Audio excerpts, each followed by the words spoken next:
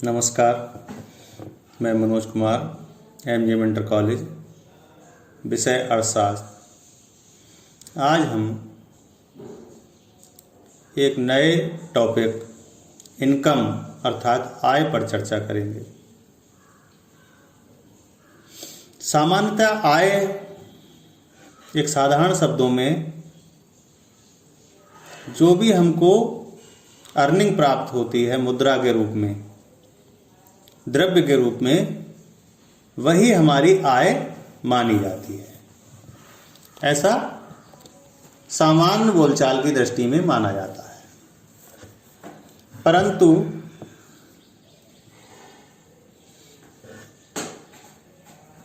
जो हमारे आय के साधन हैं, अर्थात दुकानदार है तो उसे दुकान से प्राप्त धन जो कि उसको विक्रय के उपरांत प्राप्त होता है वह आय मानी जाती है।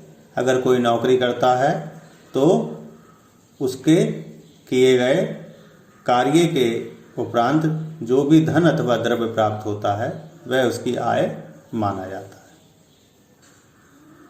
प्रत्येक फर्म या उत्पादक का उद्देश्य वस्तुओं का न्यूनतम उत्पादन लागत पर उत्पादन करके उनकी अधिकतम बिक्री करने से होता है।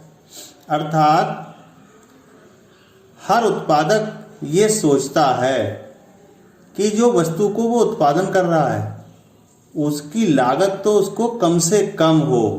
वो ऐसे प्रयास निरंतर करता रहता है जिसकी उत्पादन लागत कम होने की संभावना हो। परंतु वही दूसरी ओर उसकी यह भी प्रबल इच्छा होती है कि वह जिस वस्तु का उत्पादन कर रहा है वह वस्तु मार्केट में ऊंची से ऊंची दर पर बिक सके। इसमें और वह वस्तु बेच कर वह अधिकतम लाभ अर्जित कर सके। तो लाभ क्या माना जाएगा? वस्तु की उत्पादन लागत। जब हम किसी वस्तु की बिक्री दर से हम उत्पादन लागत को घटा देंगे तो वह उस उद्यमी का या उस उत्पादक का लाभ माना जाएगा। अर्थशास्त्र में आय या आगम शब्द का आशय प्राप्त होने वाले उस धन से है जो किसी उत्पादित वस्तु की बिक्री से प्राप्त होता है। अर्थशास्त्र में आय शब्द का प्रयोग 3 प्रकार से किया जाता है। नंबर 1 कुल आय, नंबर 2 औसत आय, नंबर 3 सीमांत आय। तो नंबर 1 कुल आय जो होती है किसी उत्पादक या फर्म के द्वारा अपने उत्पादन की एक निश्चित मात्रा को बेचकर जो धनराशि उसको प्राप्त होती है उसे उत्पादक की कुल आय कहा जाता है। कुल आय ज्ञात करने के लिए फर्म द्वारा बेचे जाने वाली इकाइयां तथा प्रति इकाई की कीमत हमको पता होनी चाहिए। फर्म द्वारा बेची जाने वाली इकाई की मात्रा को कीमत से गुणा करके कुल आय ज्ञात की जा सकती है। उदाहरण के अनुसार कुल आय बराबर वस्तु की बेची गई मात्रा अथवा इकाइयों की संख्या गुणा कीमत। उदाहरण के अनुसार यदि कोई फर्म 50 प्रति इकाई की दर से 10 कुर्सियां बेचती है तो उसकी कुल आय 50 गुणा 10 बराबर 500 होगी। इसी क्रम में आगे होती है औसत आय। औसत आय उत्पादन की निश्चित मात्रा की बिक्री की प्रति इकाई आय है जिसे बिक्री से प्राप्त कुल आय को वस्तु की बेची गई कुल मात्रा से भाग देकर ज्ञात किया जा सकता है। अर्थात हमें अगर किसी चीज की औसत आय निकालनी है तो हम क्या करेंगे? कुल आय बटे वस्तु की बेची गई मात्रा अथवा इकाइयां। जब हम कुल आय को वस्तु की बेची गई मात्रा अथवा इकाइयों से भाग कर देंगे तो हमें उस वस्तु की औसत आय पता चल जाएगी। उदाहरण के लिए 10 कुर्सियों की बिक्री 500 रुपए हमको प्राप्त हुई तो हमें एक कुर्सी की औसत आय निकालने के लिए क्या करना पड़ेगा? 500 बटे 10 करना पड़ेगा। और जब हम 10 से 500 को भाग करेंगे तो 50 रुपए प्रति कुर्सी की औसत आय हमको पता मिल जाएगी। उसके बाद नंबर 3 है सीमांत आय। सीमांत आय अंतिम इकाई की बिक्री से प्राप्त होने वाली आय होती है। अर्थात एक उत्पादक विभिन्न संख्याओं में वस्तुओं का विक्रय करता है, तो जो अंतिम इकाई से बिक्री कर रहा है वो उससे जो लाभ उसको मिल रहा है उस लाभ को हम सीमांत आय मानते हैं।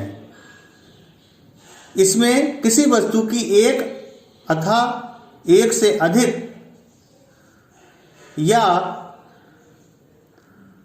एक से कम इकाई बेचने से कुल आय में जो वृद्धि अथवा कमी होती है वह उस वस्तु की सीमांत आय कहलाती है।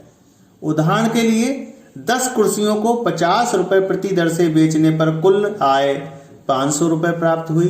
यदि उत्पादक एक कुर्सी और बेचना चाहे और वह 11 कुर्सियों को 545 रुपये में बेचने के लिए तैयार हो जाए।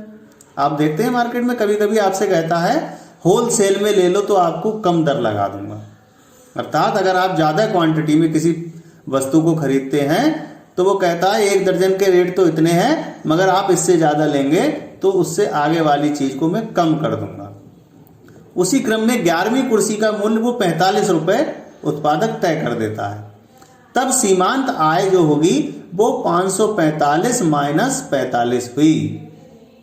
अतः सीमांत आय कीमत गुणा बेची गई इकाइयों की संख्या माइनस पूर्व की कुल आय होगी।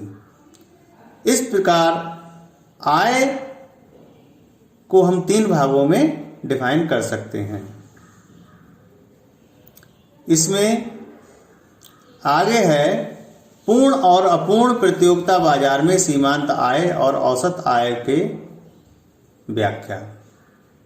पूर्ण प्रतियोगी बाजार एवं अपूर्ण प्रतियोगी बाजार का परिचय आपको संक्षिप्त रूप में। पूर्ण प्रतियोगिता बाजार वह है जहां पर क्रेता और विक्रेता खूब है, बाजार फैला हुआ है और सभी क्रेता और विक्रेता उस बाजार के मूल्यों को भली भांति जानते हैं। इसी के उलट अपूर्ण बाजार वह है जिसकी स्थान क्रेता विक्रेताओं की संख्या सीमित है एवं उनको पूरे बाजार का ज्ञान भी नहीं है। तो वस्तु का क्रय विक्रय पूर्ण प्रतियोगिता बाजार में एकाधिकार वाले बाजार निहित होते हैं। व्यक्ति जीवन में ऐसी चीजें लेता है जो उसको विभिन्न प्रकार से संतुष्टि प्रदान करती है। तो पूर्ण प्रतियोगिता में कीमत ग्रहण करने वाली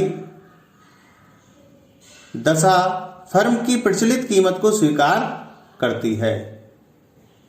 आज के लिए बस इतना ही। कल किसी नए टॉपिक पर चर्चा करेंगे। जब तक के लिए स्वस्थ रहें, घरों में रहें। आवश्यकता पड़ने पर यदि आप अपने घर से निकलते हैं तो मास्क का प्रयोग अवश्य करें। जय हिंद, जय भारत।